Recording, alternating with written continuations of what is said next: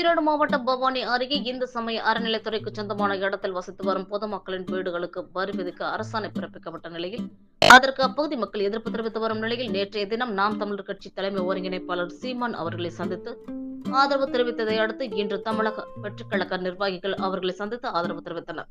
ஈரோடு மாவட்டம் பவானி அருகே உள்ள இந்து சமய அறநிலைத்துறை கட்டுப்பாட்டின் கீழ் உள்ள அருள்மிகு ஸ்ரீ மங்களகிரி பெருமாள் கோவிலுக்கு சொந்தமான இடம் பெருமாள் மலைப்பகுதியில் சுமார் 5.75 ஏக்கர் உள்ளது.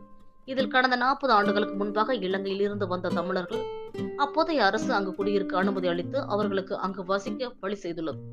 இந்த நிலையில் தற்போது திமுக ஆட்சி பொறுப்பேற்ற பின்னர் சில மாதங்களுக்கு முன்பாக இந்து சமய அறநிலைத்துறை கட்டுப்பாட்டில் உள்ள இடத்தில் வசிப்பவர்கள் கட்டாயம் அரசுக்கு வாடகை செலுத்த வேண்டும் என அரசாணை பிறப்பித்து இந்நிலையில் இது குறித்த நடவடிக்கை அதிகாரிகள் தரப்பில் மேற்கொள்ளப்பட்டு வந்த நிலையில் அதற்கு மக்கள் கடும் எதிர்ப்பு தெரிவித்து சாலை மறியல் போராட்டம், அளவீடு செய்ய வந்த அதிகாரிகளை முற்றுகையிட்டு மண்ணெண்ணெய் ஊற்றி தற்கொலை செய்து கொள்வோம் என போராட்டம், கடந்த 2 நாட்களுக்கு முன்பாக வீடுகளில் கருப்பு கொடி கட்டி போராட்டம் நடத்தினர்.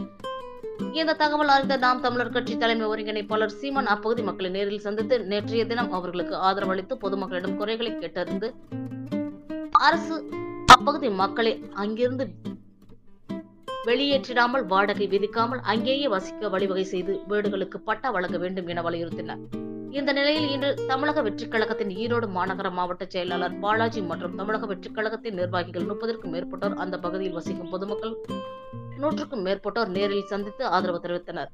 அப்போது அப்பகுதி மக்கள் தமிழக வெற்றிக் கழகத்தின் தலைவர் விஜய் இங்கே வர வேண்டும் என கோரிக்கை விடுத்தனர். அவர் அங்கு வந்தால் மட்டுமே எங்களுக்கு தீர்வு கிடைக்கும் எனவும் மாவட்ட செயலாளரிடம் அப்பகுதி பொதுமக்கள் கூறினர்.